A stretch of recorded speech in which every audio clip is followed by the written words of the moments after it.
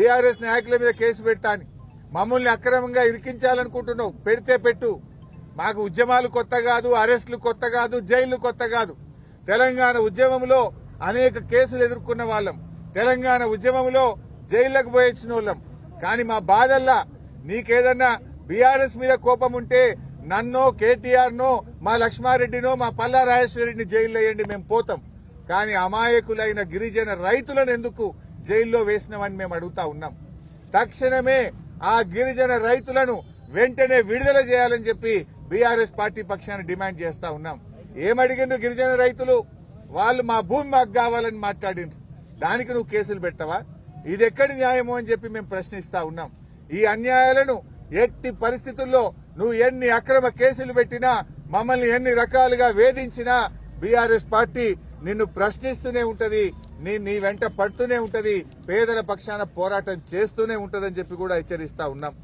అయినా నాకు అర్థం కాదు, ఇదేం ప్రజాస్వామ్యం? నువ్వేం చెప్పినావు ఆ రోజు? 6 గ్యారంటీలతో పాటు 7వ గ్యారంటీ ప్రశ్నించే హక్కు ఇస్తున్నాం, ప్రజాస్వామ్యం ఇస్తున్నాను. ఎక్కడ ప్రజాస్వామ్యం ఉంది? ప్రశ్నిస్తే కేసులు పెడుతున్నావు, ప్రశ్నిస్తే అక్రమ జైళ్లలో పెడుతున్నావు, నువ్వు ప్రశ్నించే అవకాశం లేకుండా చేస్తున్నావు. ఆ రోజు మల్లన్న సాగర్ లో నువ్వు వచ్చి 2 రోజులు నిరాహార దీక్ష చేసినావు. నిన్ను ఆపిందా బీఆర్ఎస్ పార్టీ? మల్లన్న సాగర్ లో నువ్వు వచ్చి 2 రోజులు నిరాహార దీక్ష చేసినావు. నిన్ను అరెస్ట్ చేయలే కదా? నిన్న ఆ ఊర్లకు బోనిచ్చినాం కదా? 2 రోజులు దీక్ష చేస్తే నీకు రక్షణ ఇచ్చింది కదా ఆనాటి ప్రభుత్వం. ఇవాళ ఎందుకు ఆపుతున్నావు? నిన్న మా మత్స్యనాచారి గారు ప్రతిపక్ష నాయకుడు లగిచెర్లకు వెళ్తావు, ఆ రైతులకు, ఆ అక్క చెల్లెలకు, ఆ పిల్లలకు, వృద్ధులకు మానసికంగా ధైర్యాన్ని ఇస్తామని మా నాయకులు వెళ్తే వాళ్ళను నువ్వు అరెస్ట్ చేసినావు. మా ఆర్ఎస్ ప్రవీణ్ కుమార్ ను, కార్తీక్ రెడ్డిని, మా వాళ్ళందరినీ కూడా నిన్ను అరెస్ట్ చేసినావు. అదేవిధంగా లోకల్ ఎంపీ డీకే అరుణ గారు పోతే నిన్ను అరెస్ట్ చేసినావు. ఇదెక్కడి ప్రజాస్వామ్యం? ప్రజాస్వామ్యం అంటే ఇదేనా? అర్ధరాత్రి చీకట్లో దొంగ రాత్రి మహిళల ఛాతి మీద కాళ్లు పెట్టి తొక్కుతూ నువ్వు అరెస్ట్ చేసినావు. ఇదేనా ప్రజాస్వామ్యం? 9 నెలల గర్భిణీ స్త్రీ మీద ఛాతి మీద కానిస్టేబుళ్లు తొక్కుతూ ఇంట్లో ఉండే మగవాళ్లను కొడుతూ వాళ్ళని తేవడమే ప్రజాస్వామ్యమా అని నేను అడుగుతా ఉన్నా. ఏంది నీ నియోజకవర్గ ప్రజలకు నువ్వు చేసే సేవ ఇదా అని నేను రేవంత్ రెడ్డిని అడుగుతా ఉన్నా. ఇలా ఈ ప్రజా పాలన మీద ప్రజల తిరుగుబాటు నీ కొడంగల్ నుంచే ప్రారంభమైంది. నువ్వు అక్రమంగా అరెస్ట్ చేసి మా నరేందర్ రెడ్డిని జైల్లో పెడతావు కావచ్చు, మా కేటీఆర్ మీద కుట్రలు చేస్తావు కావచ్చు, కానీ తిరుగుబాటు ఆగదు. నిన్ను ప్రజలు గద్దె దించేదాకా కూడా వదిలిపెట్టరు అని హెచ్చరిస్తా ఉన్నా. అయినా దేనికోసమే ఫార్మాసిటీ? ఆల్రెడీ గత ప్రభుత్వం, మా ప్రభుత్వం ఉన్నప్పుడు 14,000 ఎకరాల భూమిని ఫార్మాసిటీ కోసం సేకరించినాం. ఆడబెట్టు ఫార్మాసిటీ. ఆడ ఫార్మాసిటీ పెట్టగా నేను ఎవరొద్దంటున్నారు? 14,000 ఎకరాల భూమి ఉంది కదా అంటే అక్కడనేమో ఈయన 4th సిటీ కడతారట, రియల్ ఎస్టేట్ వ్యాపారం చేస్తారట, తన అనుయాయులకు, తన కంపెనీలకు భూములు కేటాయించి భూములు కొల్లగొట్టాలని కుట్ర చేస్తా ఉన్నాడు. అక్కడ రియల్ ఎస్టేట్ వ్యాపారం చేసి డబ్బులు సంపాదించాలని రేవంత్ రెడ్డి కుట్ర చేస్తా ఉన్నాడు. ఈ భూములేమో ఫార్మాసిటీ కోసం సేకరించిన భూములు రియల్ ఎస్టేట్ వ్యాపారం చేస్తారట.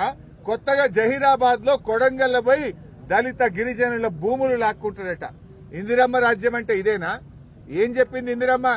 ఇందిరమ్మ దళితులకు, గిరిజనులకు భూములు పంచితే ఇందిరమ్మ ముసుగులో రేవంత్ రెడ్డి ఈ రోజు దళితుల, గిరిజనుల భూములు లాక్కోవాలని చూస్తా ఉన్నాడు. ఆనాటి ఇందిరమ్మ ఎమర్జెన్సీ పాలన ఈ రోజు రాష్ట్రంలో తలపిస్తా ఉన్నది. నువ్వు భూములు గుంజుకోవడమే ఇందిరమ్మ పాలన? దళిత గిరిజనులను అక్రమంగా కేసులు పెట్టి జైల్లో పెట్టడమే ఇందిరమ్మ పాలన? నేను అడుగుతా ఉన్నా. నిజంగా ఫార్మాసిటీ పెట్టాలి, ఫార్మా కంపెనీలు రావాలంటే గత ప్రభుత్వం సేకరించిన 14,000 ఎకరాల్లో నువ్వు ఫార్మా కంపెనీలు పెట్టు. ఈ కొడంగల్ గాని, జహీరాబాద్ లో గాని నువ్వు సేకరించిన భూమిని వెంటనే విత్డ్రా చేయి. రైతుల భూములు రైతులకుంచు, రైతులను అన్యాయంగా వేధించొద్దు అని చెప్పి రేవంత్ రెడ్డి ప్రభుత్వాన్ని మేము హెచ్చరిస్తా ఉన్నాం. అయినా నీ ప్రాధాన్యత ఏంది? నీ ప్రాధాన్యత అదాని, నీ ప్రాధాన్యత నీ తమ్ముళ్ళు, నీ ప్రాధాన్యత నీ అల్లుళ్ళు. అంతే తప్ప నీకు గిరిజనులు బట్టది, దళితులు బట్టది, పేదలు బట్టది. నువ్వు నీ అల్లుళ్ల కోసమో, అదానీ కోసమో, అంబానీల కోసం పేదల భూములు గుంజుకొని ఇవాళ వాళ్ళకి కట్టబెట్టే ప్రయత్నం చేస్తా ఉన్నావు. తస్మాత్ జాగ్రత్త. తెలంగాణ ప్రజలు ఊరుకోరు. ఎట్టి పరిస్థితుల్లో బీఆర్ఎస్ పార్టీ ఈ దళిత గిరిజన రైతుల పక్షాన నిలబడుతుంది, పేదల పక్షాన నిలబడుతుంది. ఇవాళ నీ కుట్రైంది, నువ్వు సమాధానం చెప్పలేక నువ్వు మా కేటీఆర్ గారి మీద కుట్ర చేస్తున్నావు. మేం చేసిన భూమి పోయే వాళ్ళ మీద నువ్వు గాని, దామోదర్ రాజనరసింహ గారు గాని, కోదండరామ్ గారు గాని మీరొచ్చి రెచ్చగొట్టింది కదా. మీరొచ్చి ఆ రోజు ఎన్ని రకాలుగా భూసేకరణ జరగకుండా ప్రజల్ని రెచ్చగొట్టి పోలీసుల మీద కారం జల్లే ప్రయత్నం చేసిండ్రు. మరి ఆ రోజు మేము మీ మీద పెట్టాలంటే కుట్ర కేసు పెట్టి మిమ్మల్ని అరెస్ట్ చేయలేకపోయామా? ఆ తప్పుడు పనులు మేము చేయలే. ప్రజాస్వామ్య బద్దంగా మేము వ్యవహరించాం. ఇవాళ నరేందర్ రెడ్డి గారికి ఏ సంబంధం లేదు. నరేందర్ రెడ్డి గారు అక్కడ ఒక ప్రతిపక్ష నాయకుడిగా, మాజీ ఎమ్మెల్యేగా ప్రజలు, గిరిజనులు, రైతులు తన దగ్గరికి వచ్చినప్పుడు తను నైతిక మద్దతునిచ్చాడు. ప్రభుత్వం దృష్టికి తీసుకుపోయాడు. ప్రభుత్వంతో ఈ భూములు తీసుకోవద్దని చెప్పి ఆ రైతుల కోసం ఆయన మాట్లాడే ప్రయత్నం చేసినాడు. పార్టీ దృష్టికి తెచ్చాడు. ఇవాళ నరేందర్ రెడ్డి గారిని ఇరికిస్తారు. మళ్ళా ప్రశ్నించే గొంతు ప్రతిరోజు ప్రభుత్వం మీద పోరాడుతున్న కేటీఆర్ ను కూడా అక్రమంగా ఇరికించారు. ఇప్పుడే మేము ఆయనతో మాట్లాడాం, నరేందర్ రెడ్డి గారితో. ఆయన రిమాండ్ రిపోర్ట్ లో ఏం రాశారో తెలియదట ఆయనకు. రిమాండ్ రిపోర్టును 5 నిమిషాల ముందు మెజిస్ట్రేట్ గారి ముందు ప్రవేశపెట్టే ముందు రిమాండ్ రిపోర్ట్ మీద సంతకం పెట్టించుకున్నారు. ఆ రిమాండ్ రిపోర్ట్ లో ఏముందో నాకు తెలియదు. జైల్లో పొద్దున పేపర్లు చూస్తా ఉంటే రిమాండ్ రిపోర్ట్ లో కేటీఆర్ గారికి కూడా దీనిలో ప్రోద్బలం ఉన్నదని, కేటీఆర్ గారు ఎన్ని డబ్బులు ఖర్చయినా పెట్టమని చెప్పినట్టు వీళ్లే రిమాండ్ రిపోర్ట్ రాసి, రిమాండ్ రిపోర్ట్ లో చదివే అవకాశం లేకుండా సంతకం పెట్టించి ఇవాళ తప్పుడు రిమాండ్ రిపోర్ట్ రాసినారు. తప్పుడు రాసిందని చెప్పి నరేందర్ రెడ్డి గారు మాకు చెప్తూ ఆయన చాలా బాధపడ్డాడు. అసలు నాకే సంబంధం లేదు, నాకే విషయము తెలియదు, కేటీఆర్ గారికి సంబంధం ఉందని ఆయనని ఇచ్చారు. ఇది అన్యాయం. అసలు రిమాండ్ రిపోర్టు రాసే ముందు నాతో మాట్లాడలేదు, ఏమి రాశారో చదివే అవకాశం నాకు ఇవ్వలేదు, రిమాండ్ రిపోర్ట్ లో ఏముందో నాకు తెలియకుండా ఒత్తిడి చేసి నాతో సంతకం పెట్టించారు.